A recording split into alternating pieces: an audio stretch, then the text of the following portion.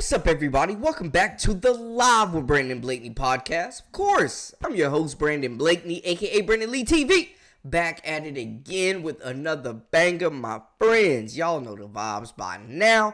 Kick back, relax, and come take a ride with me. You are now locked into the Live with Brandon Blakeney podcast. Here is your host, Brandon Blakeney. Everybody kept saying LSU wasn't done, and they went and swiped a commitment from a 6'2 big that was once committed to a rival SEC school and now is joining a very talented, probably the number one overall freshman class in the country by most regards. LSU just added another piece to complement that front court. Joining the Bayou Bengals as their fifth commitment in the class of 2025, Megan Yarnich. She will sign with the Tigers this summer. Now, she is a 6'2" forward that was originally signed to play for Georgia. She decommitted, and Coach Mulkey came knocking. And, man, I tell you what, bro, it's been a kind of a crazy recruiting battle. She chose Georgia over Cal, Georgetown, Pittsburgh, St. John's, and Georgia Tech. But now she decides to stay in the SEC. Now, on May 4th, she announced her decommitment from Georgia. So that was just over a week ago. And then she opened a recruitment. LSU quickly jumped into the mix, looking to round out its roster. And the interest was obviously mutual. And it really accelerated the timeline for her commitment. The Tigers have young talent all around. And Coach Mulkey can really use her to build for the future as well. Now, we know Kate Koval, Grace Knox are already going to be in that front court for years to come, and now you add another 6'2 forward. She said, quote, "I'm excited to play SEC ball, playing at home games." Yarnich said, "I'm going to be working really hard to hopefully play. It's just everything." She's a 4-star recruit, top 100 prospect, and you look at her game, man, it's exactly what they need, man. 6'2 bruiser, big body forward down there banging in the paint, nice back to the basket game, runs the floor well, great hands, good footwork, soft touch around the rim, and she is just bullying through those defenders, man. She does a good job using her body to box out, establish position, and bury her matchup deep in the post where she's got some easy finishes. Now, man, with bigs, a lot of the work is done before the catch. And she is doing a lot of work before that catch, man. I just like the way that she's playing physical basketball, finishing through contact. She's a real 6'2 out there. But she can also spread the floor and shoot the basketball. She's skilled. She runs it well. She can pass. She defends.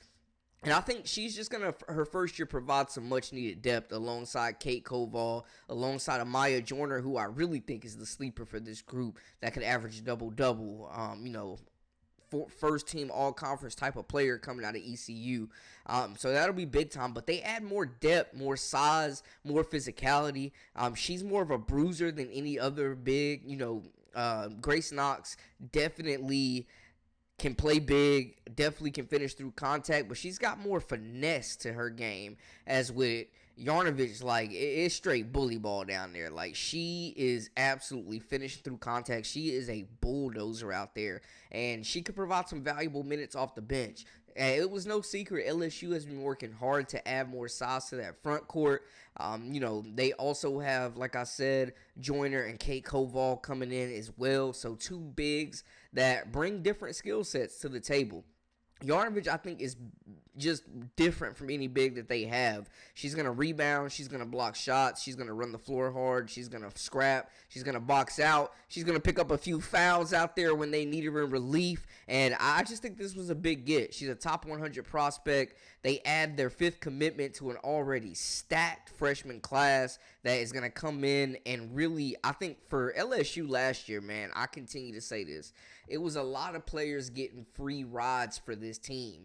A lot of them transferred out. You lose some front court players, Amaya Joyner, Del Rosario, or not Amaya Joyner, she's there. Samaya Smith is who I was thinking of. You lose Del Rosario, you lose, Jersey Wolfenbarger, but you bring in a host of bigs. You bring in some very talented guards, and they're going to have a lot of firepower. This is going to probably be Mulkey's deepest and most athletic team when you think about it, man. Zakiya Johnson coming in as well. Bella Hines, a three-point shooting assassin, can play the point guard position. Devon Burridge definitely got some wiggle in her game, like superstar potential with her as well. Just one of the most silkiest, smooth guards coming in the country, man. Like, when you think Malaysia Foot Wiley, when you think Jelani Cambridge, like, she's got that type of handle, that kind of silky smooth game. Johnson's a bigger guard, can really shoot the basketball extremely at a high clip, can get really streaky. Bella Hines, another guard. Jada Richard, like, all this adding to that core group of Michaela Williams as well as Flau'jae Johnson. They're looking to complement those two superstars, man. And they're going to be in a position where they don't have to play 40 minutes a game. Like, they are going to be in a position where they can stay fresh, avoid injuries, not get run into the ground because reinforcements are on the way. And this is just another big get for Coach Kim Mulkey, man. Like I said, we expected them to bring another big in the fold, and they absolutely did just that. LSU, I mean, some polls have them at number 1 already in the preseason poll. Way too early. Some people's got South Carolina. Some people's got UConn, depending on which source you're using.